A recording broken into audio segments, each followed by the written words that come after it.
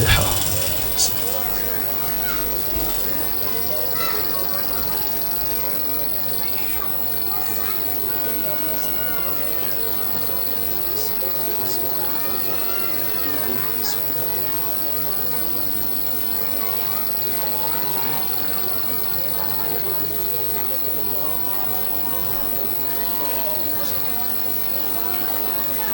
أعوذ بالله من الشيطان الرجيم. بسم الله الرحمن الرحيم.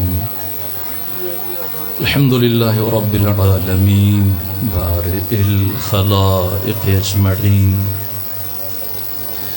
الحمد لأهله والصلاة على أهله.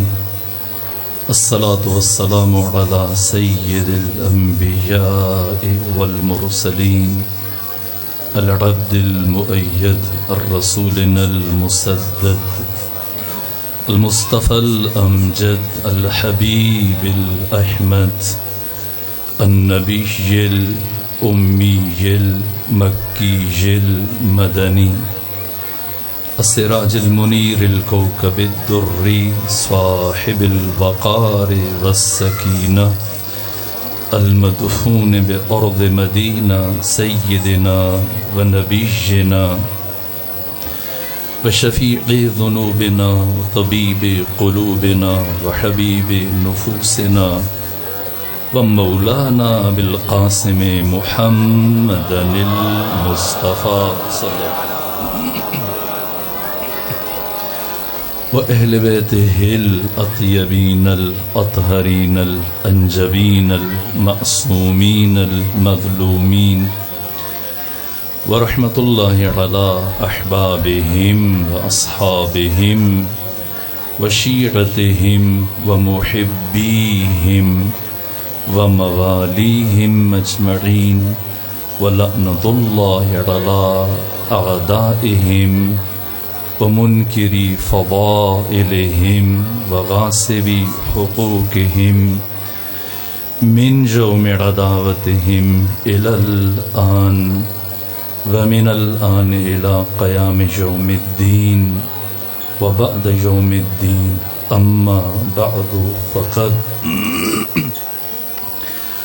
قال حق سبحانه وتعالى يا أحمد لولاك لما خلقت الأفلاك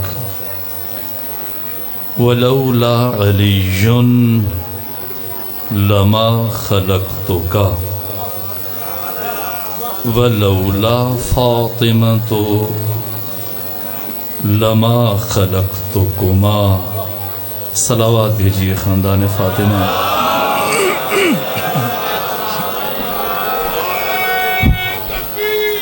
اللہ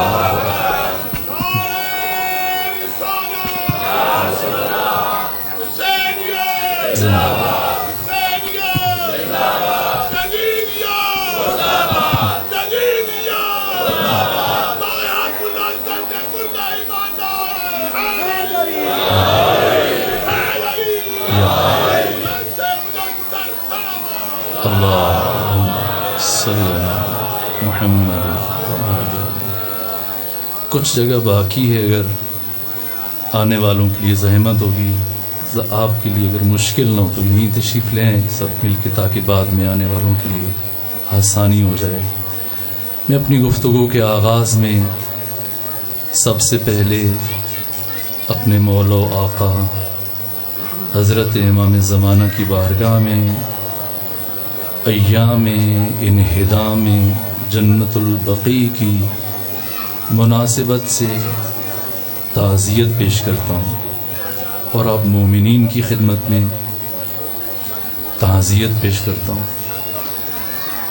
ختمی مرتبت علیہ آلاف و طیب والثنا جب مدینہ تشریف لے گئے، اپنی نبوت کی ذمہ داریوں کے ساتھ ساتھ 10 سال آپ نے حکومت فرمائی، اور نبی خدا ہونے کے ساتھ ساتھ، رسول خدا ہونے کے ساتھ ساتھ حاکم اسلامی قرار پائے، مدینے کے 10 سال پہ ہم مسلسل برابر 11 ہجری کے اوائل میں آپ کی رحلت ہوئی، اور پھر 35 سال خلفائے ثلاثہ کی حکومت رہی، اور 5 سال امیر المومنین علی ابن ابی طالب علیہ السلام نے حکومت فرمائی۔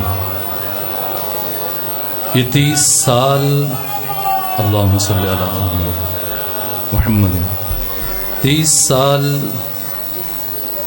گزرنے کے بعد پھر 40 ہجری میں شہادت امیر المومنین کے ساتھ ہی صرف 7 مہینے اور 25 دن وجود مبارک امام حسن مجتبیٰ نے حکومت فرمائی، اور 7 مہینے 25 دن گزرنے کے بعد حکومت اسلامی بدقسمتی سے بنو امیہ کی طرف منتقل ہوئی، اور پھر 40 ہجری سے لے کر 132 ہجری تک مسلسل 92 سال بنو امیہ نے مسلمانوں پر حکومت کی۔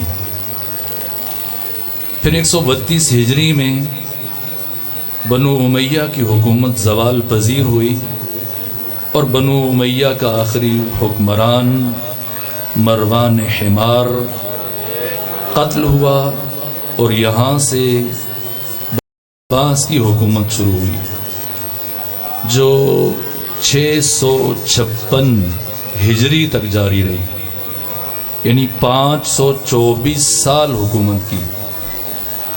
پھر بنو عباس کی حکومت جب 656 ہجری میں ختم ہوئی تو یہاں سے عثمانیوں کی حکومت شروع ہوئی، ان کی خلافت، اور پھر تقریباً آج سے 250 سال پہلے خلافت عثمانیہ اختتام پذیر ہوئی، اور حجاز سے ایک لشکر اٹھا آل سعود، جو خود سعود کی نسل اور اولاد اور ان کا قبیلہ، یہ تدریجی طور پر حجاز میں، طائف میں، مدینہ میں خلافت عثمانیہ ختم کرنے میں اور اپنی حکومت قائم کرنے میں کامیاب ہو گئے۔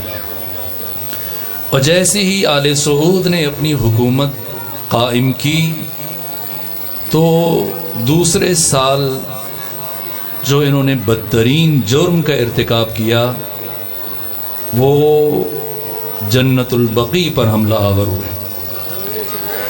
یہ جنت البقیع وہ مقدس مقام ہے، صحیح بخاری میں، صحیح مسلم میں، کنز العمال میں، مستدرک علی صحیحین میں، یہاں تک کہ امام مسلم بن حجاج اور امام اسماعیل بخاری صحیحین کے مؤلفین، ان کے استاد ابن شیبہ نے بھی اپنی مصنف میں نقل کیا کہ ختمی مرتبت نے خود اس مقام کو قبرستان قرار دیا۔ یہاں خاردار جھاڑیاں تھیں، اپنے اصحاب کی مدد سے ان جھاڑیوں کو ہٹوایا، اور سب سے پہلے صحابی جن کا تعلق مہاجرین سے تھا، جن کا اسم گرامی عثمان بن مظعون غسیل الملائکہ،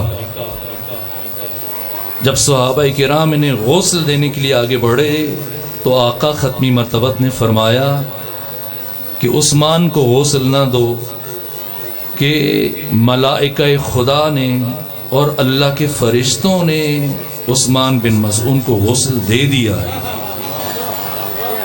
یہ صحابی رسول اتنی باعظمت شخصیت کہ جن کی تدفین کے موقع پر صحیح مسلم کی روایت کے مطابق پیغمبر نے فرمایا ان کا مقام اتنا بالاتر ہے میری نگاہ میں کہ میں وصیت کر کے جا رہا ہوں کہ میرے عزیزوں کو انہی کے ہمراہ جنت البقیع میں دفن کیا جائے۔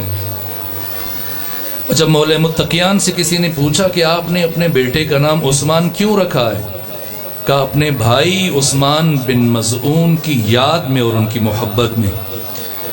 باقی دو نام مزید جو رکھے ان کا فلسفہ بھی بیان کیا۔ یہ عثمان بن مظعون پہلے مہاجر ہیں جنہیں جنت البقیع میں دفن کیا گیا۔ پھر پیغمبر گرامی اسلام کے چوتھے فرزند جناب ابراہیم جو ماریہ قبطیہ کے بطن سے متولد ہوئے، 18 مہینے کی عمر میں جب ان کی رحلت ہوئی، 1.5 سال سن تھا، انہیں بھی جناب عثمان بن مظعون کے پہلو میں دفن کیا گیا۔ اس کے علاوہ 9 ازواج رسول ان کی قبور بھی جنت البقیع میں۔ پیغمبر گرامی اسلام کے عزیز چچا عباس بن عبد المطلب ان کی قبر جنت البقیع میں۔ اصحاب کرام جن میں سے اصحاب بدر ہیں، حافظان قرآن، رسول اسلام کے جلیل القدر اصحاب میں سے کم از کم 10,000 اصحاب کرام ان کی قبور جنت البقیع میں۔ تابعین، تبع تابعین کو شامل کیا جائے تو یہ تعداد 1.5 لاکھ سے تجاوز کر جاتی ہے۔ پیغمبر گرامی اسلام کی قریبی ترین، عزیز ترین افراد یہاں مدفون ہیں کہ فریقین کی کتب کے تناظر میں بخاری، مسلم، ترمذی، ابن ماجہ، ابو داؤد، نسائی اور اہل تشیع کی کتابوں میں یہ روایات موجود ہیں کہ ختمی مرتبت اکثر راتوں میں جنت البقیع تشریف لے جاتے تھے، گریا کرتے تھے، اہل قبور کے لیے دعائے مغفرت فرماتے تھے۔ اور یہ فریقین کی کتب میں حدیث موجود ہے کہ آقا ختمی مرتبت نے فرمایا کہ جنت البقیع سے 70,000 ان شخصیات کو اٹھایا جائے گا کہ جو بغیر حساب و کتاب کے جنہیں جنت میں داخل کیا جائے گا۔ یہ عالم اسلام کی جلیل القدر شخصیات، یہاں تک کہ پیغمبر گرامی اسلام آقا کی بیماری جمعرات سے شروع ہوئی اور پیر تک چلی، 4 دن پیغمبر بیمار رہے۔ اپنی زندگی کے آخری ایام میں آقا ہر شب جمعہ کو جنت البقیع تشریف لے جاتے تھے، لیکن اپنی بیماری کے ایام میں جمعرات کو بیماری شروع ہوئی، جنت البقیع میں تشریف لے گئے، اور پھر اپنی رحلت سے 1 دن پہلے اتوار اور پیر کی درمیانی شب پھر آقا جنت البقیع میں گئے۔ یہ مقام، یہ پاکیزہ ترین مقام، اس مقام کو آل سعود نے منہدم کیا، اور صرف منہدم نہیں کیا، عثمان بن مظعون کی قبر پر جو بڑا پتھر ختمی مرتبت نے رکھا تھا، اتنا وزنی تھا کہ صحابہ کرام سے اٹھایا نہیں جا رہا، پیغمبر خود شامل ہوئے اور آقا کی مدد سے یہ منو وزنی پتھر آپ کی قبر پر رکھا گیا نشانی کے طور پہ، تاکہ شاعر الہی کے طور پر یہ نشانی باقی رہ جائے، جن کی تعظیم کا حکم اللہ قرآن میں دے رہا ہے، اور علامت کے طور پہ خود ختمی مرتبت نے سمجھایا، اور خود جہاں پہ آ کے دعا کرتے تھے اور مسلمانوں کو تاکید کرتے تھے، توسل کی احادیث بے حد و حساب موجود ہیں۔ آل سعود نے آ کر نہ صرف یہ کہ ان قبور کو مسمار کیا، روزوں کو گرایا، ان نشانیوں کو، سب سے پہلے وہ بڑا پتھر جو عثمان بن مظعون کی قبر پر تھا اسے توڑ کر پاش پاش کر دیا گیا، اور پھر خرابہ اور کچرا یہاں پر پھینکا گیا، اور شہر کے کتوں کو یہاں پر چھوڑ دیا گیا۔ جس طرح سے توہین کی گئی، بے ادبی کی گئی، خود جیسی آل سعود سے دوبارہ سے عثمانیہ خلافت کا پھر سے ان سے مقابلہ ہوا اور ان سے دوبارہ حکومت چھین لی، پھر سے ان روزوں کی تعمیر ہوئی، جن میں ائمہ اربعہ بھی شامل ہیں، امام حسن مجتبیٰ، امام زین العابدین، امام محمد باقر، امام جعفر صادق علیہ الصلاۃ والسلام، جناب فاطمہ بنت اسد، اور سر فہرست سیدہ زہرا سلام اللہ علیہا۔ ایک روایت کے مطابق آپ کا روضہ اور آپ کا مرکز جنت البقیع میں موجود تھا، اسے بھی مسمار کیا گیا، اور دوبارہ سے بنو خلافت عثمانیہ کے متولیوں نے اس کو دوبارہ سے تعمیر کیا، لیکن پھر آج سے تقریباً 100 چند سال بنتے ہیں 1924 میں برطانیہ کی مدد سے آل سعود دوبارہ برسر اقتدار آئے، اور انہوں نے علماء حجاز سے اور علماء مدینہ سے فتوے لیے قبور کو منہدم کرنے کے لیے، اور ان کے ڈر اور خوف کی وجہ سے مفتیوں نے اور مولویوں نے فتوے دیے، اور فتوے لے کر تاکہ باقی مسلمان اعتراض نہ کریں ان قبور کو منہدم کیا گیا، بے ادبی کی گئی، جسارت کی گئی۔ تمام امت مسلمہ کے یہ فریضہ ہے، یہاں سنی اور شیعہ کی بات نہیں ہے۔ یہ قبور صرف اہل بیت علیہم السلام کی قبور نہیں تھی، ان میں ائمہ اربع، سیدہ زہرا، ان کے علاوہ 9 بیویاں ختمی مرتبت کی ازواج النبی یا مدفون ہیں، پیغمبر کے چچا، پیغمبر کی پھوپھی، 10,000 صحابہ کرام کم از کم، پھر 1.5 لاکھ کے قریب تابعین اور تبع تابعین موجود۔ پوری امت مسلمہ کی یہ ذمہ داری ہے، اس دن کو یوم سیاہ کے طور پر منائیں، یوم سوگ کے طور پہ منائیں۔ اور سب سے بڑی مصیبت، سب سے بڑا درد کہ آج ہم سب جمع ہو کر سب سے پہلے مرحلے میں آقا امام زمانہ کو تعزیت پیش کرنے کے لیے اکٹھے ہوئے۔ وہ پہلے علی، جس علی نے ہر مرحلے پہ صبر کیا، میں آخری مرحلے میں گفتگو کے بیان کروں گا، لیکن ایک موقع ایسا تھا جہاں علی نے تلوار نکالی۔ کب؟ اس لیے کہ ہر رات بی بی کی گریے کی آواز مدینے میں بلند ہوتی تھی، اور جب مسلسل 90-95 دن گریے کی آواز تسلسل سے سننے کے بعد اہل مدینہ نے خلاف معمول ایک رات جب بی بی کے گریے کی آواز نہ سنی تو صبح میں سب جمع ہوئے، علی کے دروازے پر آئے، کہ آج رات ہم نے نبی زادی کا گریہ نہیں سنا۔ فرمایا نبی زادی دنیا سے رخصت ہو گئی۔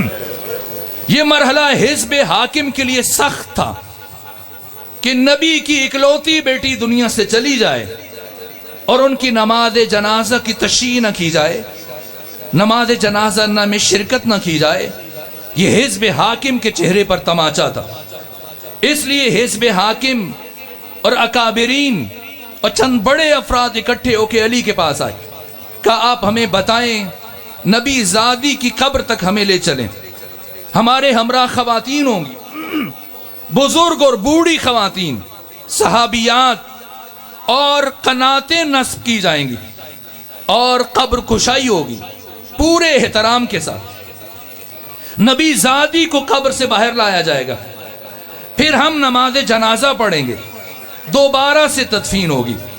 علی ابن ابی طالب گلے میں رسی ڈلی، علی نے صبر کیا۔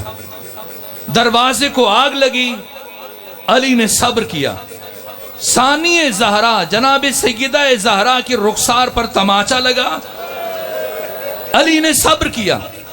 بی بی کے ہاتھوں پہ تازیانے برسائے گئے، علی نے صبر کیا۔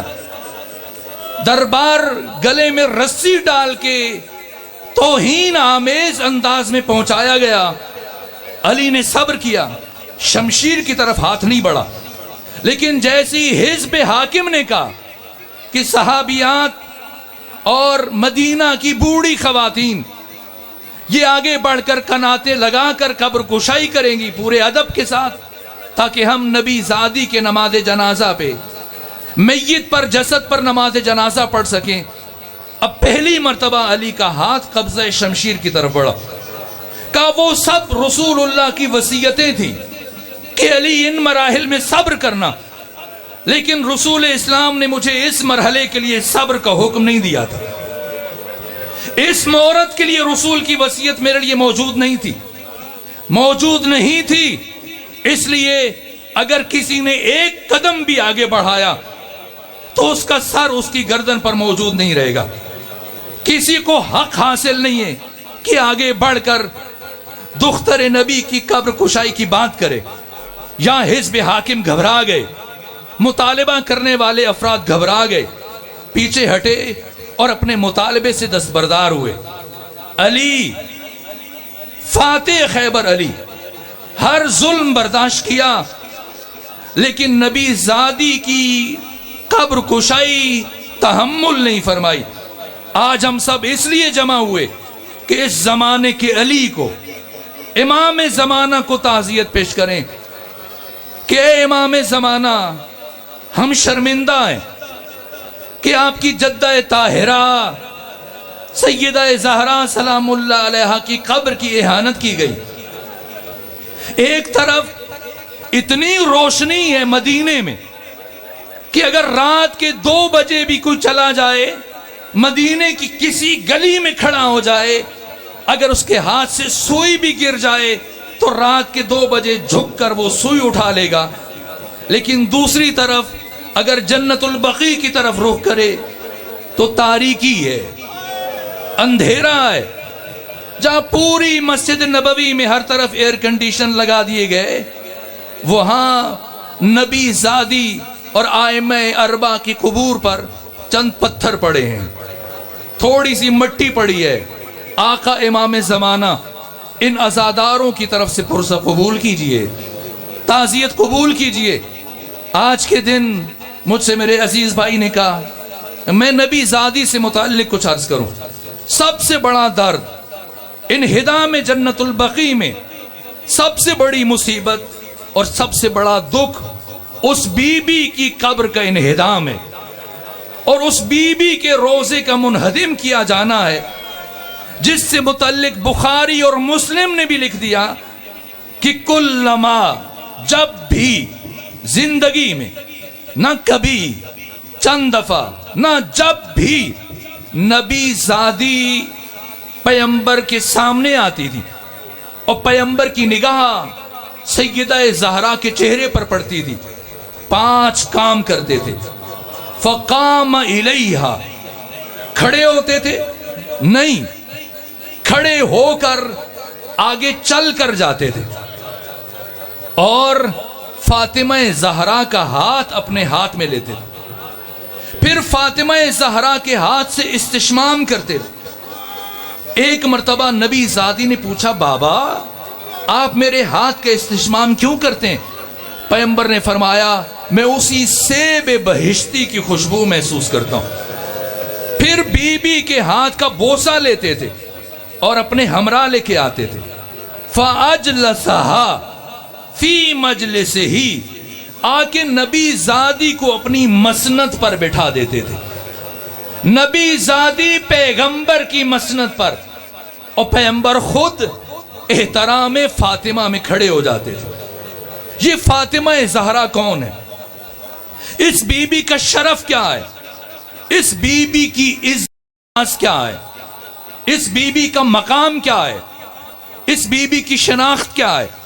اگر ہم جیسا کوئی انسان ذات سیدہ سے متعلق لب کشائی کرے گا تو اپنی علم و دانش و معرفت کے باوجود ٹھوکریں کھائے گا، چونکہ ذات فاطمہ ادراک بشر سے ماورا ہے۔ مقام فاطمہ عقل انسانی سے بالاتر ہے۔ وہ اقبال جو اپنے تعارف میں یہاں تک کہہ گئے کہ یہ بندہ حشر سے پہلے قیامت کر نہ دے برپا، اپنی صلاحیتوں کا اظہار کیا، یہاں تک کہا کہ حق سے فرشتوں نے اقبال کی غمازی، فرشتے میری شکایت لے کے خدا کے پاس پہنچے۔ خود اقبال نے کہا کہ حق سے فرشتوں نے اقبال کی غمازی، کیا گستاخ ہے کرتا ہے فطرت کی ہنا بندی، کیا گستاخی کرتا ہے؟ سکھلائی فرشتوں کو آدم کی تڑپ، اس نے آدم کو سکھاتا ہے آداب خداوندی۔ یہ اقبال جب سیدہ سے متعلق بات کی، کہا اگر پاس آئین مصطفیٰ نہ ہوتا تو میں قیامت تک قبر فاطمہ کے گرد طواف کرتا رہتا۔ میں کہوں گا اقبال تجھے کس نے روکا ہے؟ آئین مصطفیٰ تو کہہ رہا ہے کہ تو قبر فاطمہ کا طواف کرتا رہے۔ اقبال سے بھی حق کے توصیف سیدہ ادا نہیں ہو سکا۔ کہا مریم از یک نسبت عیسیٰ عزیز، اس سے نسبت حضرت زہرا عزیز۔ مریم کو جو شرف حاصل ہے کہ وہ ایک معصوم کی ماں ہے، فاطمہ کو شرف حاصل ہے ایک معصوم کی بیٹی ہے، ایک معصوم کی زوجہ ہے، اور باقی معصومین کی ماں ہے۔ اقبال مجھے معاف کرنا، آپ سے حق کے توصیف سیدہ ادا نہیں ہوا، اور آپ سے گلہ نہیں، یہ کسی بھی انسان کے بس کا روگ نہیں، اس لیے اللہ نے یہ کام کسی انسان کے سپرد نہیں کیا، اللہ نے خود مقام فاطمہ کو بیان کیا۔ قرآن میں بھی، قرآن سے ہٹ کر حدیث قدسی میں بھی خود بتایا فاطمہ زہرا کی عزت کا راز کیا ہے۔ زندگی بھر پیغمبر گرامی اسلام کے 18 سالوں میں ایک مرتبہ ایسے نہیں ہوا کہ فاطمہ آئے اور پیغمبر آگے بڑھ کر آپ کا استقبال نہ کرے۔ اس احترام کا راز کیا ہے؟ اس کا فلسفہ کیا ہے؟ یہ خود خدا نے بتایا۔ وقت مختصر ہے، بس میں ایک حدیث پڑھوں گا۔ پر پروردگار نے فرمایا یا احمدو، اے میرے مصطفیٰ، لولاک، تاکہ میں مرحوم اقبال کی روح کو مخاطب کر کے جواب عرض کروں کہ فاطمہ کا شرف پیغمبر کی بیٹی ہونے میں نہیں ہے، فاطمہ کا شرف علی کی زوجہ ہونے میں نہیں ہے، فاطمہ کا شرف حسن اور حسین کی ماں ہونے میں نہیں ہے۔ نبی کی بیٹی ہونا یہ فاطمہ زہرا کا تشخص نہیں ہے۔ لوگوں نے یہ تشخص سمجھا تو نبی کی بیٹیوں کی تعداد میں اضافہ کرنا شروع کر دیا کہ ایک نہیں 4 ہیں، تم 4 کے بجائے 40 لکھ دو، جتنی تعداد بڑھاؤ گے فاطمہ کی عزت میں اور اضافہ ہوتا چلا جائے گا۔ اگر 4 ہیں یا 40 ہیں تو پھر فاطمہ زہرا جیسی ایک بھی نہیں ہے۔ نبی کی بیٹی ہونا یہ فاطمہ کا شرف نہیں ہے، زوجہ ولایت ہونا یہ فاطمہ کا شرف نہیں ہے۔ صرف فاطمہ زہرا علی کی زوجہ نہیں ہے، علی کی اور بھی بیویاں ہیں۔ مادر امامت ہونا یہ بھی فاطمہ زہرا کا شرف نہیں ہے۔ اگر فاطمہ زہرا 9 اماموں کی یا 11 اماموں کی ماں ہے تو فاطمہ بنت اسد 12 اماموں کی ماں ہے۔ نہ دختر نبوت ہونا فاطمہ زہرا کا شرف ہے، نہ زوجہ ولایت ہونا فاطمہ زہرا کا شرف ہے، نہ مادر امامت ہونا فاطمہ زہرا کا شرف ہے۔ فاطمہ زہرا کا شرف خود فاطمہ ہونے میں ہے۔ الفاطمہ ومل فاطمہ وما ادراک مل فاطمہ، بشر قیامت تک ادراک نہیں کر سکتا فاطمہ کون ہے۔ فاطمہ کی عزت کا راز نسبتوں میں نہیں ہے کہ مسلمان نسبتوں میں تلاش کرے اور بیٹیوں کی تعداد میں اضافہ کرنا شروع کر دے۔ نہ، فاطمہ نسبتوں کی محتاج نہیں ہے، نسبتیں فاطمہ زہرا کی محتاج ہیں۔ اس لیے خدا نے فرمایا یا احمدو، اے میرے مصطفیٰ، لولاک لما خلقت الافلاک، اگر تیری تخلیق مقصود نہ ہوتی میں کبھی اس کائنات کو نہ بناتا۔ اور اے مصطفیٰ سنو، لولا علی لما خلقتک، اگر علی کی تخلیق مقصود نہ ہوتی تو میں آپ کو بھی اس کائنات میں نہ بھیجتا۔ اور اے محمد اور اے علی دونوں سنو، لولا فاطمہ لما خلقتکما، اگر فاطمہ زہرا کو اس کائنات میں بھیجنا میرا مقصد نہ ہوتا تو میں تم دونوں کو نہ بھیجتا۔ مسلمان پریشان ہو جاتا ہے۔ ایک خطیب جنہیں چند سال پہلے شہید کیا گیا، جن کی قبر یہیں شاہ شمس میں، وہ یہیں پر مدفون ہے، اور انہوں نے ایک حدیث پڑھی، یہی حدیث جو ابھی میں آپ کے سامنے پڑھ رہا ہوں، اور لاہور میں جب پڑھی تو بہت سارے ملا اکٹھے ہوئے اور انہوں نے ہائی کورٹ میں توہین رسالت کی رٹ دائر کر دی، کیس دائر کیا۔ لیکن جب ہمارے علماء نے اسی خطیب کو، جن کا تعلق ملتان سے رہا، حوالوں کے انبار لگائے اور وہ عدالت عظمیٰ میں پیش کیے گئے، تو وہ مفتی اور مولوی اپنے دعوے سے دستبردار ہو گئے اور یہ کیس واپس لے لیا گیا۔ مسلمان کو کیوں مشکل پیش آتی ہے، ملا کو کیوں مشکل پیش آتی ہے کہ وہ اس حدیث کا انکار کرے؟ وہ یہ سمجھتا ہے کہ اس حدیث میں جناب سیدہ کی افضلیت کو بیان کیا جا رہا ہے، علی کو پیغمبر سے افضل قرار دیا جا رہا ہے، سیدہ کو دونوں سے افضل قرار دیا جا رہا ہے۔ نہ، بات افضلیت کی نہیں ہے، بات مقصدیت کی ہے، یہ بات اہم ہے۔ اس حدیث قدسی میں حق تعالی افضلیت کی طرف اشارہ نہیں کر رہا، مقصدیت کی طرف اشارہ کر رہا ہے۔ اللہ نبی کو بھیجے لیکن نبی کے بعد علی کو نہ بھیجے، نبی کا بھیجنا عبث ہو جائے گا اور نبی کے بھیجنے کا مقصد ضائع ہو جائے گا۔ اور خدا حکیم ہے، خالق عقل ہے، کبھی بھی خلاف عقل کوئی کام انجام نہیں دے سکتا۔ اور اللہ نبی کو بھیجے اور علی کو بھیجے اور علی کے بیٹوں کو بھی بھیجے لیکن فاطمہ زہرا کو نہ بھیجے تو ان سب کے بھیجنے کا مقصد ضائع ہو جائے گا۔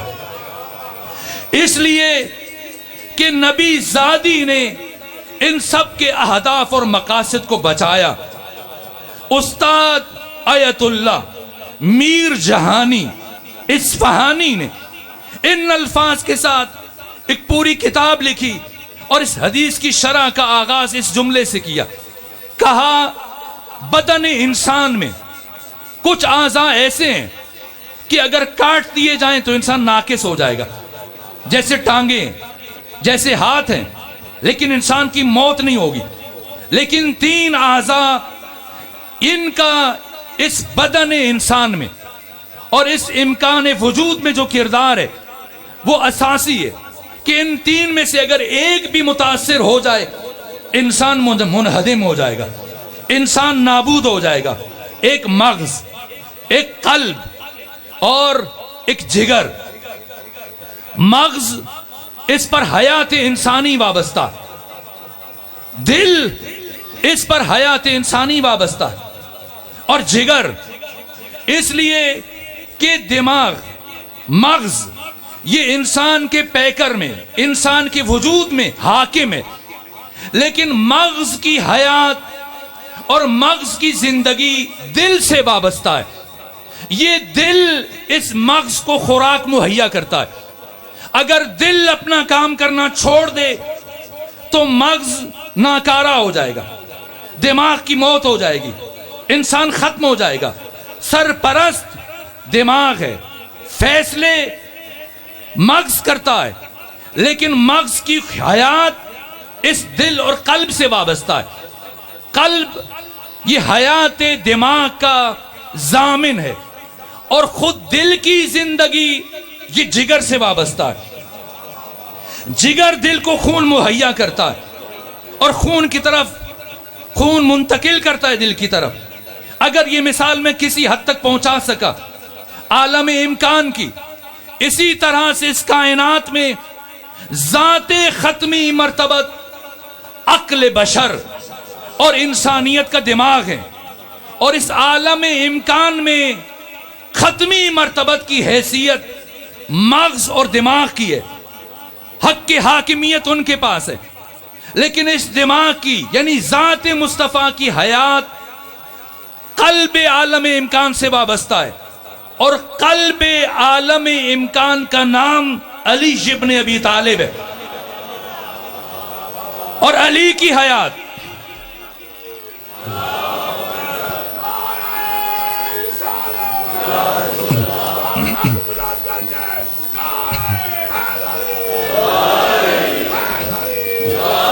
اور علی ابن ابی طالب جو قلب عالم امکان ہے، خود علی کی حیات اور قلب عالم امکان کی حیات یہ جگر عالم امکان سے وابستہ ہے، اور جگر عالم امکان کا نام فاطمہ زہرا ہے۔ نبوت قانون ہے، نبوت کی حیثیت قانون کی حیثیت ہے۔ اللہ نے قانون اس لیے نہیں بھیجا کہ قانون کی حد تک رہ جائے۔ نبی کا کام، انبیاء کا کام اس قانون کا تعارف پیش کرنا ہے۔ اگر یہ ولایت نہ ہو اور امامت نہ ہو تو یہ قانون اور آسمانی شریعت صرف اور صرف تعارف اور شناخت کی حد تک محدود رہ جائے۔ اس لیے ولایت اور نظام ولایت یہ دین کا تتمہ ہے اور دین کا تکملہ ہے۔ ایسا نہیں کہ خدا تک پہنچنے کی 20 راستے ہوں، ان میں سے ایک ولایت ہے، نہ، اللہ تک پہنچنے کا صرف ایک راستہ ہے، اور اس راستے کا نام نظام ولایت ہے۔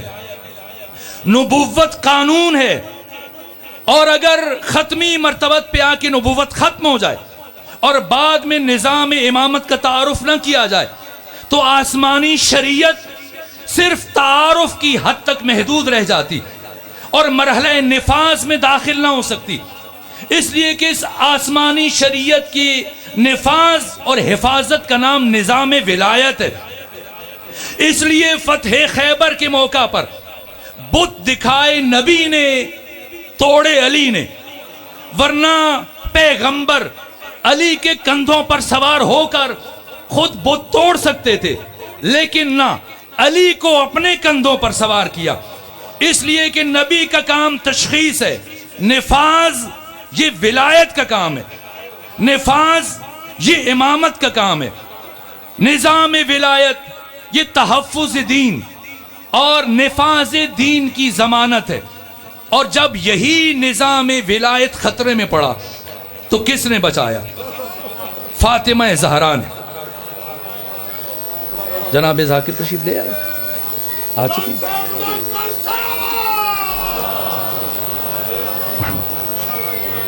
کس نے بچایا؟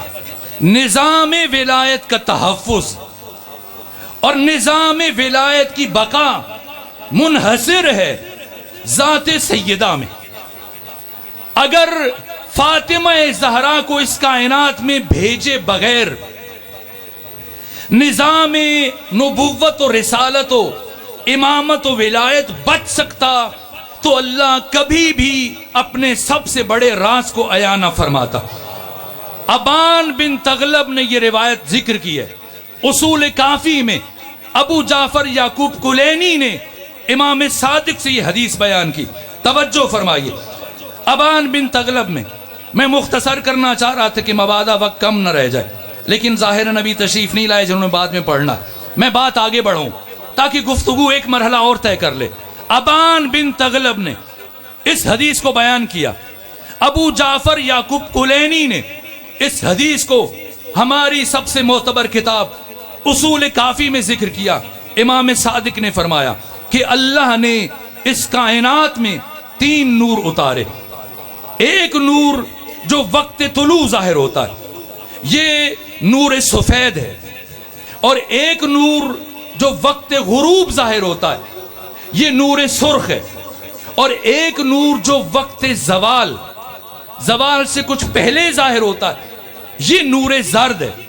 نور سفید نور نبوت و رسالت ہے، اور یہ نور جمال خدا ہے، اور نور سرخ یہ نور امامت و ولایت ہے، اور یہ نور جلال خدا ہے، اور نور زرد یہ نور عصمت و طہارت ہے، اور یہ نور خاص ہے میری دادی فاطمہ زہرا کے ساتھ۔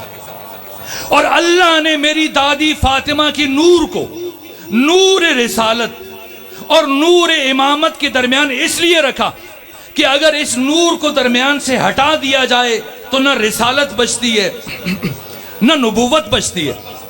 اس حدیث قدسی میں افضلیت کو بیان نہیں کیا جا رہا، مقصدیت کو بیان کیا جا رہا ہے۔ فاطمہ زہرا کائنات میں نہ آتی اور اللہ اپنے سب سے بڑے راز کو عیاں نہ فرماتا تو 1,24,000 نبیوں کی محنت ہمیشہ کے لیے نابود ہو جاتی. نظام ولایت اور رسالت کا تحفظ اور بقا یہ منحصر ہے ذات فاطمہ میں، ذات سیدہ میں. سیدہ کا شرف ممکن نہیں ہے کہ بیان کیا جا سکے. میں اختصار کی طرف بڑھ رہا ہوں اور گفتگو کو سمیٹ رہا ہوں ان جملوں پر. فاطمہ کون ہے؟ فاطمہ کا شرف کیا ہے؟ بی بی کے تعارف میں ختمی مرتبت نے فرمایا. اس حدیث کو عامہ نے بھی نقل کیا، خاصہ نے بھی نقل کیا، فریقین کے علماء نے بیان کیا کہ ان اللہ یغضب لغضب فاطمہ ویرضی لرضاها. فاطمہ کون ہے؟ آپ کے ادب کا راز کیا ہے؟ پیغمبر نے فرمایا اللہ کا غضب فاطمہ کے غضب میں اور اللہ کی رضا فاطمہ زہرا کی رضا میں. یہ عجیب ہے، بہت عجیب ہے.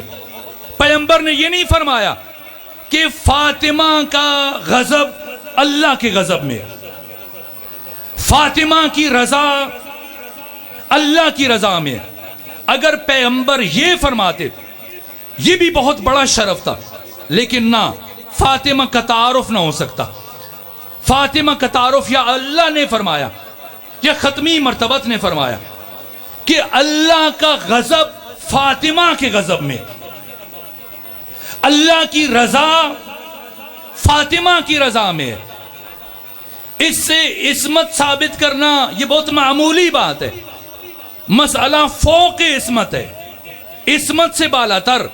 اگر پیغمبر یہ فرما دیتے کہ فاطمہ کا غضب اللہ کے غضب میں اور فاطمہ کی رضا اللہ کی رضا میں ہے تو یہ فاطمہ کی عصمت ثابت کرنے کے لیے کافی تھا.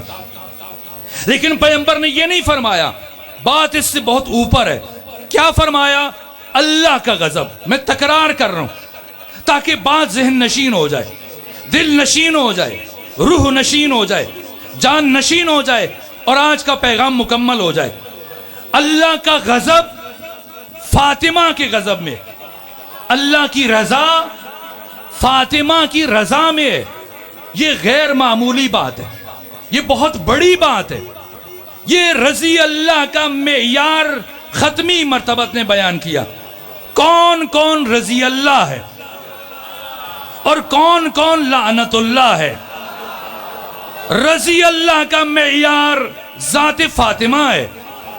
اس لیے پیغمبر نے یہ بیان نہیں کیا کہ فاطمہ کا غضب اللہ کے غضب میں، فاطمہ کی رضا اللہ کی رضا میں. نہ، اللہ کا غضب فاطمہ کے غضب میں، اللہ کی رضا فاطمہ کی رضا میں.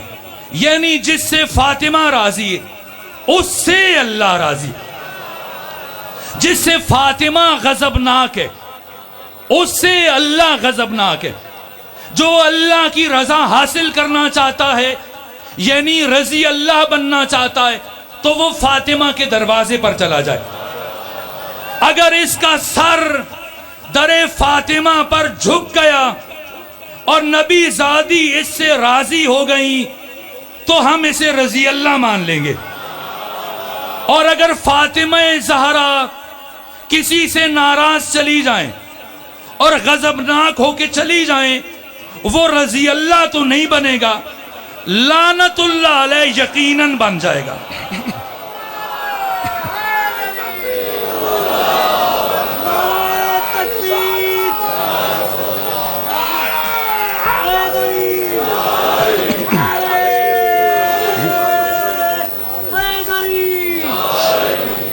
بس آخری جملہ عرض کروں.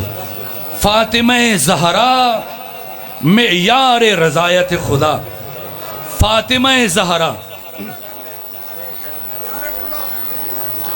فاطمہ زہرا نگہبان حکم خدا.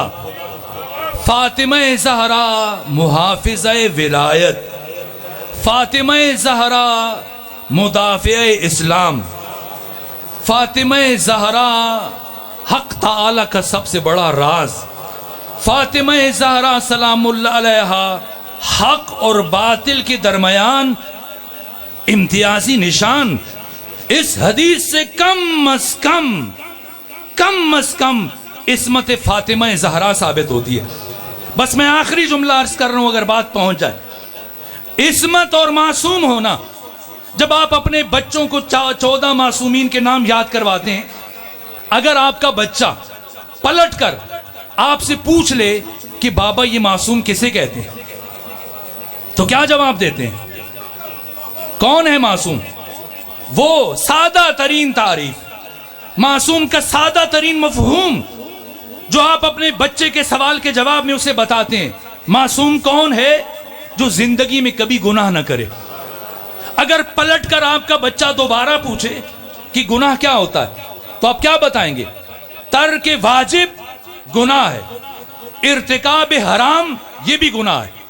اگر کوئی معصوم یا معصومہ زندگی میں ایک مرتبہ کسی واجب کو چھوڑ دے یا کسی حرام کا ارتکاب کر لے، وہ معصوم نہیں رہے گا، چاہے اللہ سے معافی مانگ لے، اللہ اس سے راضی ہو جائے۔ معصوم اسے کہتے ہیں جس نے زندگی میں کبھی ایک گناہ نہ کیا ہو۔ گناہ کیا ہے؟ ارتکاب حرام اور ترک واجب۔ اگر یہاں تک بات پہنچی تو آگے بڑھیں اور مجھے بتائیں سلام کرنے کا شرعی حکم کیا ہے؟ یہ جو آپ سلام کرتے ہیں، السلام علیکم، علیکم السلام، علیک السلام، سلام علیک، جن لفظوں سے بھی سلام کریں، اس کا شرعی حکم کیا ہے؟ سلام کرنا واجب ہے؟ نہیں، واجب نہیں، مستحب ہے۔ سلام کریں ثواب ہے، نہ کریں کوئی گناہ نہیں۔ لیکن کسی نے اگر آپ پر سلام کیا تو جواب دینا واجب ہے، واجب ہے۔ اور اگر آپ نماز پڑھ رہے ہو اور حالت نماز میں کوئی آپ پر سلام بھیج دے تو آپ جواب دیں گے یا نہیں دیں گے؟ حالت نماز میں بھی سلام کا جواب دینا واجب ہے۔ تو اگر بات پہنچی ہو تو سمجھے فاطمہ کون ہے۔ سلام کرنا سنت ہے، سلام کرنا مستحب ہے، جواب دینا واجب ہے، اور ترک واجب خلاف عصمت ہے۔ اگر معصوم زندگی میں ایک مرتبہ بھی ایک واجب کو چھوڑ دے، وہ معصوم نہیں رہے گا۔ جبکہ عامہ و خاصہ کا اجماع ہے کہ نبی زادی فاطمہ زہرا معصومہ ہے۔ تو اب تاریخ اٹھا کے خود دیکھ لینا، مجھے تاریخ میں زیادہ مہارت نہیں ہے اور میں تاریخ کے کرداروں کو زیادہ نہیں جانتا۔ جسے شوق ہے وہ خود پڑھ لے کہ کچھ افراد نبی زادی کے پاس گئے، جا کر سلام کیا۔ اب اٹھا کے پڑھ لینا کیا نبی زادی نے ان کے سلام کا جواب دیا یا جواب نہیں دیا؟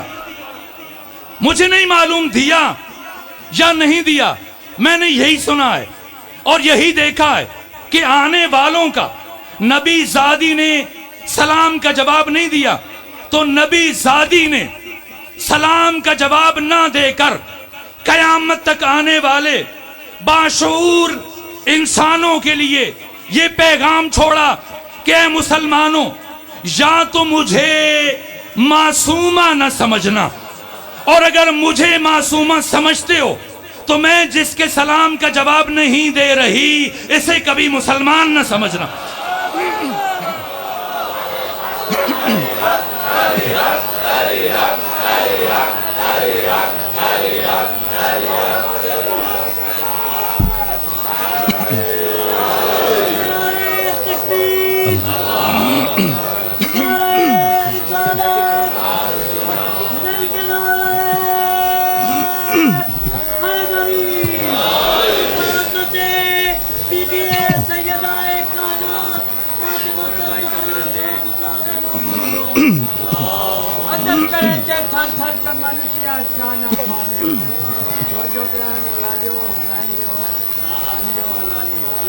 میرا فضل کرے تے تھر تھر کمن کچیا شانہ والے فضل کرے تے بچ کے جانے رحمت دے سارے ہو جنت ریسن کے عیش کرے پاک محبت والے ہو جنت کے مالک حسن کرنے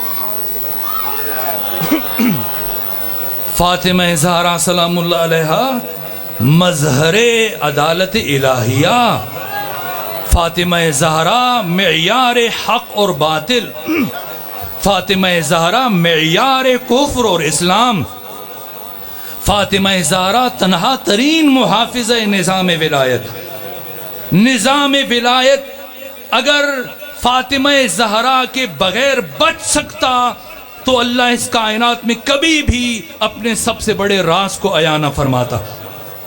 کیوں بھیجا اللہ نے فاطمہ زہرا کو، اور کیوں فاطمہ زہرا گھر سے دربار کی طرف چلی؟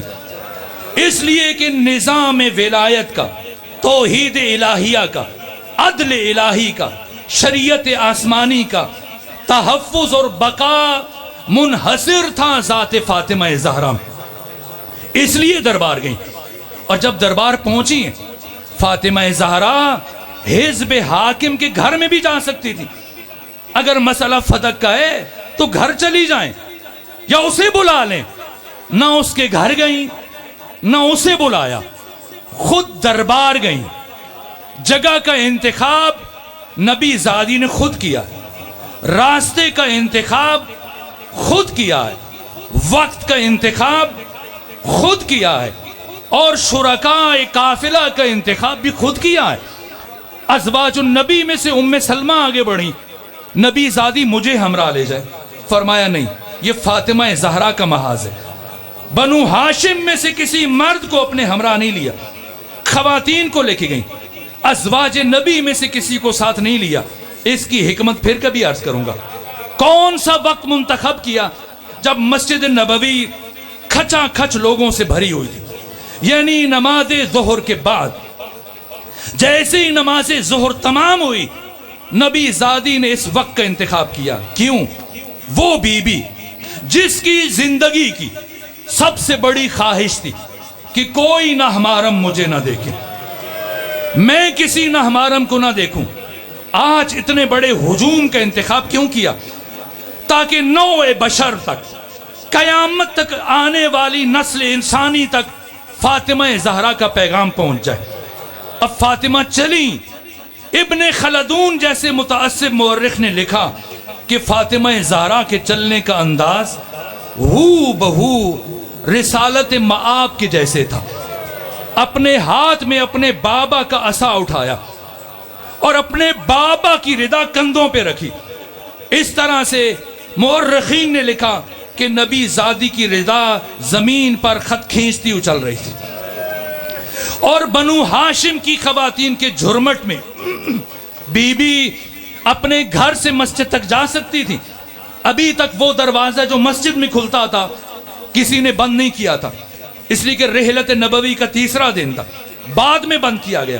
اگر نبی زادی اس دروازے سے جاتی تو صرف ایک قدم کا فاصلہ تھا، لیکن گلیوں سے گزر کر مرکزی دروازے سے چلی تاکہ ضمیر انسانی پر دستک دے سکیں، اور اگر کوئی مسجد نبوی میں موجود نہیں تو اسے بھی پتا چل جائے کہ نبی زادی دربار کی طرف جا رہی ہیں۔ اس لیے لوگوں نے دوڑنا شروع کیا، اور عالم یہ تھا کہ مسجد نبوی میں تل دھرنے کی جگہ نہیں تھی۔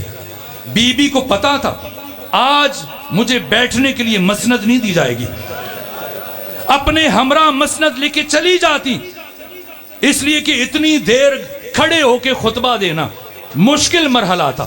اتنا مشکل تھا کہ جب گئی تھیں سارے بال سیاہ تھے، اور جب پلٹی ہیں سارے بال سفید ہو گئے۔ اس دربار کا ایک ایک لمحہ نبی زادی کے لیے سال بن گیا۔ اس کے باوجود مسند لے کے نہیں گئیں، کھڑے ہو کے خطبہ دیا تاکہ قیامت تک کے لیے ضمیر انسانی پر دستک دے سکیں، اور خطبہ شروع کیا۔ کیا خطبہ تھا! آیت اللہ وحید خراسانی کہتے ہیں فاطمہ زہرا نے یہ خطبہ ایراد کر کے شق القمر کیا۔ ادب کی دنیا میں، بلاغت کی دنیا میں، معارف کی دنیا میں شک القمر کیا. حزب حاکم کی کوشش تھی کہ وہ فاطمہ زہرا کے کلام کو قطع کرے، کوئی بہانہ اختیار کرے. جیسے سید سجاد کے خطبے کو قطع کرنے کے لیے یزید نے کئی مرتبہ آذان دلوائی. مشکل تھا. حزب حاکم کوشش کر رہا تھا کہ اس خطبے کو قطع کرے، لیکن اتنی بلاغت تھی، اتنی فصاحت تھی. کائنات کے فصیح ترین اور بلیغ ترین انسان کی بیٹی، کائنات کے فصیح اور بلیغ ترین انسان کی زوجہ، اور خود اس کائنات کی فصیح ترین خاتون آیات قرآنی کے سائے میں اس طرح سی گفتگو کو لے کے آگے بڑھ رہی تھی کہ حزب حاکم کے لیے سیدہ کی گفتگو کو قطع کرنا ناممکن ہو گیا. اس طرح سے یہاں تک کہ کیفیتیں بدلنا شروع ہوئیں. جب پہنچی تھیں لوگ ہنس رہے تھے، چیمے گویاں کر رہے تھے، لیکن جب خطبہ آگے بڑھ رہا تھا آہیں سسکیوں میں بدل گئیں اور مسجد نبوی کے رونے کی آواز مسجد نبوی سے بلند ہوئی. حزب حاکم کے پاس کوئی جواب نہیں چھوڑا، یہاں تک کہ میں نے وہ آیات پڑھی آپ کے شہر میں، اتنی آیتیں پڑھی کہ حزب حاکم کے لیے اب جواب دینا ممکن نہ رہا. اور مسلسل آیتیں سننے کے بعد حزب حاکم کے پاس کوئی دوسرا راستہ نہیں بچا. پڑھی ایسی حدیث جس کا راوی صرف حزب حاکم ہے، جس کو نقل کرنے والا کہ ہم گروہ انبیاء نہ کسی کے وارث ہوتے ہیں، نہ ہمارا کوئی وارث ہوتا. جب یہ حدیث پڑھی تو سیدہ نے جواباً پھر آیات پڑھی. جب آیات پڑھی تو کہا کہ نبی زادی گواہ لے آئے. توجہ فرمائی، گواہ لے آئیے. نبی زادی کی اس بیان کے بعد گواہوں کا مطالبہ کرنا، جبکہ یہ بات خاص ہے، جبکہ حزب حاکم خود حدیث بیان کر چکا ہے کہ نبیوں کا کوئی وارث نہیں ہوتا. اس حدیث کو بیان کرنے کے بعد نبی زادی سے گواہوں کا مطالبہ کرنا خود دلیل ہے کہ حزب حاکم کو اپنی بیان کردہ حدیث پر یقین نہیں ہے، اس کو اپنی حدیث پر یقین نہیں ہے. وہ خود بتا رہے کہ حدیث من گھڑت ہے. اور اس کے بعد بی بی نے جو دلائل دی، جو گفتگو فرمائی، وہ میں کبھی عرض کروں گا. اس طرح سے دربار کو چھوڑا کہ کیفیتیں بدل گئیں. حزب حاکم پریشان ہے، کچھ سمجھ نہیں آ رہا. یہ فاطمہ زہرا جب دربار سے نکلی تو اب گھر جائیں، تھک چکی ہیں، کتنی دیر کھڑے ہو کے خطبہ دیا. لیکن آئے فاطمہ زہرا کے احسانات کو یاد کریں. گھر نہیں گئیں، مسجد سے نکلی تو اب ایک ایک صحابی کے دروازے پر دستک دے رہی.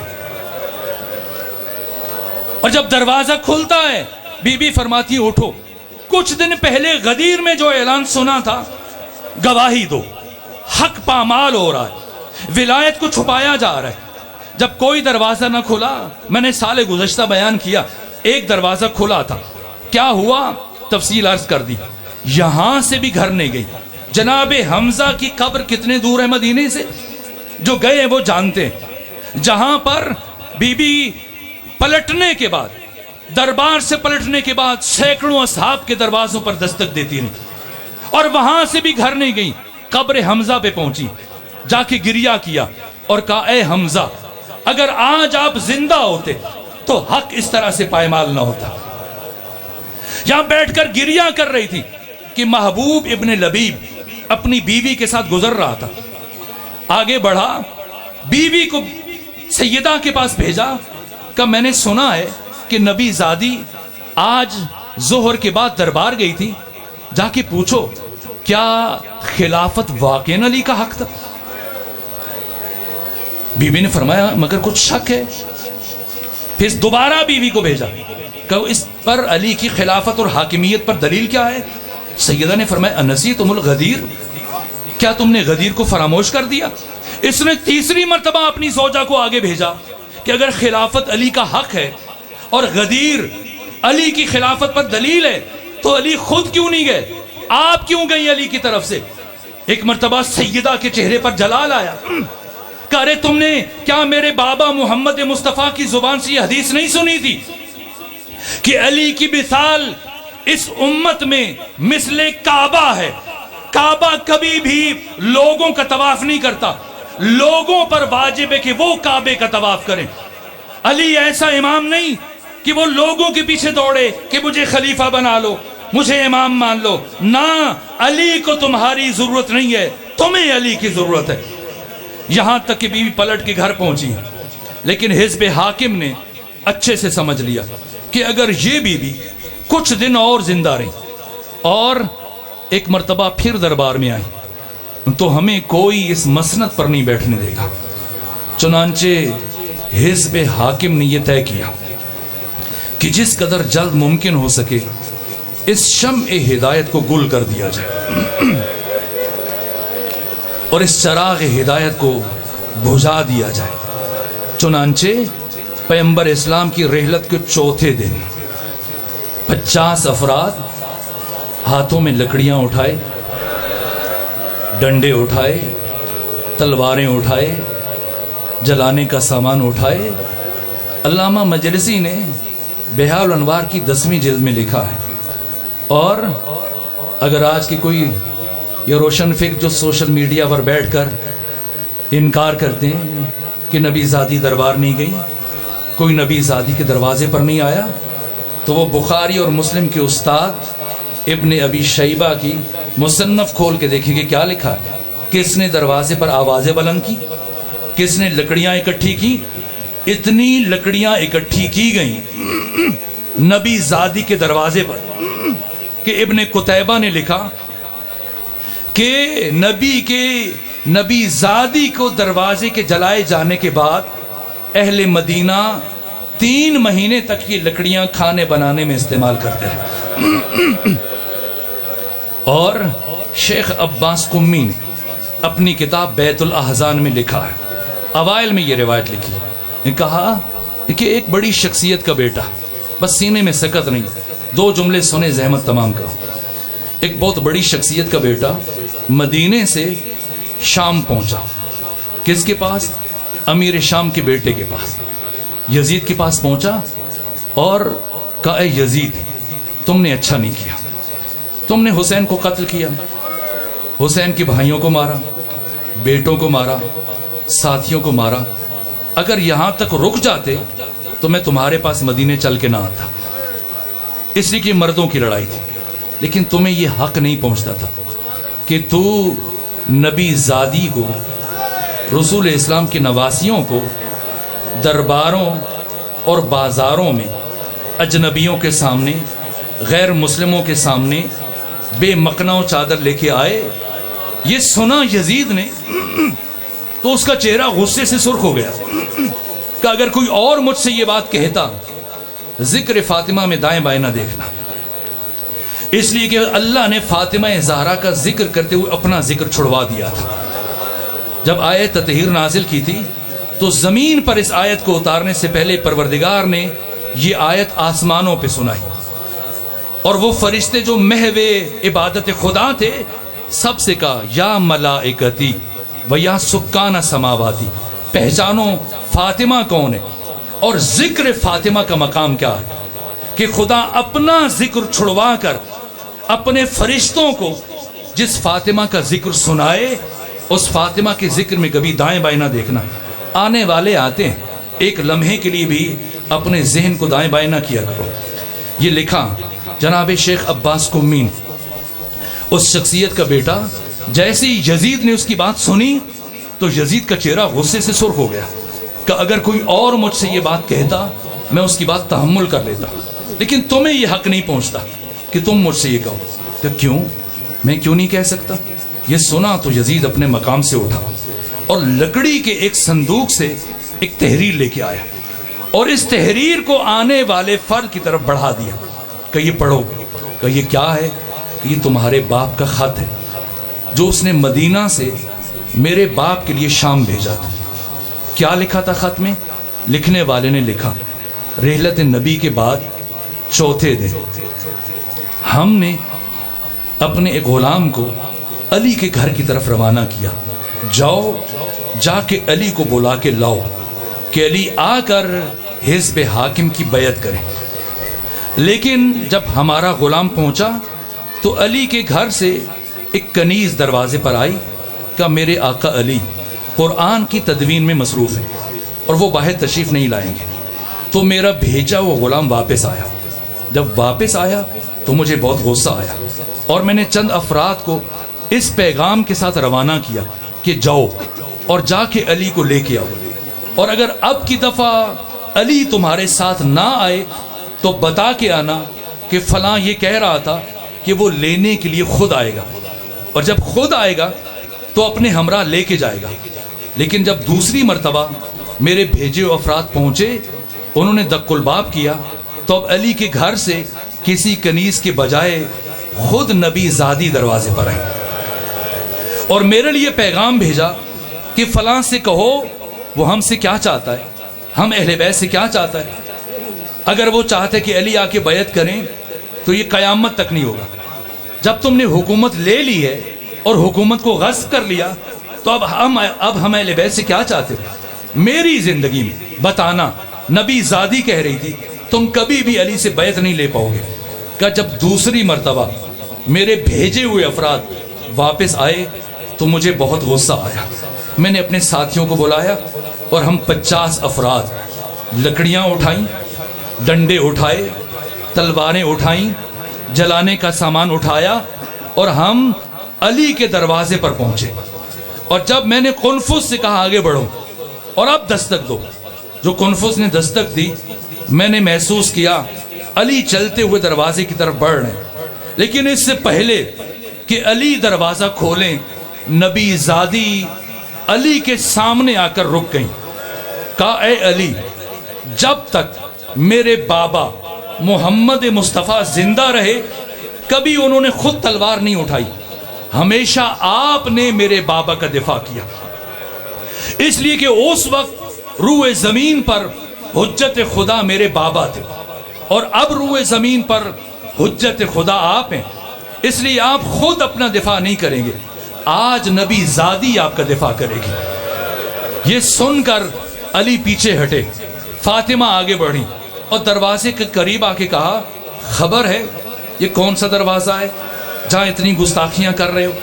اس دروازے پر تو نماز فجر سے پہلے، مسجد نبوی جانے سے پہلے میرے بابا کھڑے ہو کر قرآن کی آیتیں پڑھتے تھے، ہم پر درود و سلام بھیجتے تھے۔ کہاں جو ہوتا رہا سو ہوتا رہا، علی کو باہر بھیجے ورنہ ہم اس دروازے کو آگ لگا دیں۔ کہ اس دروازے کو آگ لگاؤ گے جس گھر میں تمہارے نبی کی بیٹی رہتی ہے؟ کہ رہتی ہے تو رہتی رہے، اگر علی کو نہ بھیجا گیا ہم آگ لگائیں گے۔ یہ سننا تھا۔ ایک مرتبہ اس شخص نے قنفذ کو اشارہ کیا آگے بڑھو، آگ لگاؤ۔ قنفذ نے اشارہ پا کر در فاطمہ کو آگ لگائی، دروازہ جلنے لگا۔ خط لکھنے والے نے یہ جملے لکھے کہ میں اتنے غصے میں تھا اور اتنے غضب میں تھا کہ میں نے دروازہ جلنے کا انتظار نہیں کیا، میں نے جلتے ہوئے دروازے کو ٹھوکریں مارنا شروع کی، اور تھوڑی دیر کے بعد یہ دروازہ گرا۔ عشاء شمس میں بیٹھے ہوئے غیور مومنوں جو امام زمانہ کو ان کی دادی کا پرسہ پیش کرنے کے لیے جمع ہوئے ہو، اپنے دلوں پہ ہاتھ رکھ کے مجھے بتاؤ کیا یہ دروازہ زمین پر گرا تھا؟ اے کاش زمین پر گرا ہوتا، لیکن میں کیسے عرض کروں؟ امام زمانہ فرماتے ہیں میں اس لمحے کو کبھی نہیں بھلا سکتا جب میری جدہ طاہرہ فاطمہ زہرا جلتے ہوئے دروازے اور دیوار کے درمیان تھی، اور اس دروازے کی کیل میری دادی فاطمہ زہرا کے بازو میں پیوست ہوئی۔ دروازہ گرا اور فاطمہ زہرا کی آواز بلند ہوئی، فضا میری طرف بڑھو، میرا محسن شہید ہو چکا۔ یہ پہلا مرحلہ ہے، 3 زخم لگے فاطمہ کو، یہ پہلا زخم ہے جب دروازہ گرا اور اس گرنے سے محسن شہید ہوئے، اور دوسرا مرحلہ جو قیامت کا مرحلہ ہے، کیا ہوا؟ ان 50 میں سے 11 افراد علی کے بیت الشرف میں داخل ہوئے. کہاں سے گزر کر؟ اس دروازے کے اوپر سے گزر کر. فاطمہ زہرا کے اوپر دروازہ ہے، اس دروازے کے اوپر سے یہ 11 افراد گزر کر علی کے گھر میں داخل ہوئے. اس دوسرے حملے میں فاطمہ زہرا کی پسلیاں ٹوٹ گئیں. اور پھر تیسرا مرحلہ جس سے بی بی کے اس آنکھ کے نیچے کی جگہ زخمی ہوئی، اور جتنے دن فاطمہ زہرا زندہ رہی یہ رنگت تبدیل نہ ہوئی. امام زمانہ جناب سکینہ کے لیے فرماتے ہیں میرا سلام ہو اس بی بی پر جس کے رخساروں کی رنگت کربلا سے لے کر شام تک مسلسل تبدیل ہوتی رہی. وہ جناب سکینہ ہیں اور یہ فاطمہ زہرا ہیں. جتنے دن زندہ رہیں آپ کے رخسار کی رنگت بدلتی رہی، کبھی سرخ تھی پھر نیلی پڑ گئی. وقت شہادت تک یہ نشان باقی رہا. سنیں گے یہ نشان کیسے لگا؟ یہ آنکھ کے نیچے زخم کا نشان کب پڑا؟ جب پسلیاں ٹوٹ چکی ہیں. 11 افراد آگے بڑھے. لکھنے والے نے لکھا میں ان 11 میں سب سے آگے تھا اور میں علی کے بالکل قریب پہنچ چکا تھا اور میں چاہتا تھا کہ علی کے گلے میں رسی ڈالوں، چونکہ میں جانتا تھا آج فاتح خیبر علی کبھی بھی تلوار نہیں اٹھائے گا. لیکن اس سے پہلے کہ میں علی سے قریب پہنچتا نبی زادی اٹھی. کس طرح اٹھی؟ خود تصور کیجئے. جس کی ایک پسلی ٹوٹ جائے اس کے لیے سانس لینا مشکل ہو جاتا ہے.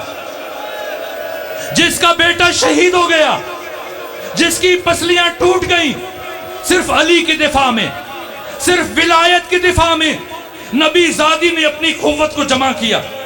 اٹھی اور اٹھ کر لکھنے والے نے لکھا کہ نبی زادی میرے اور علی کے درمیان حائل ہو گئی.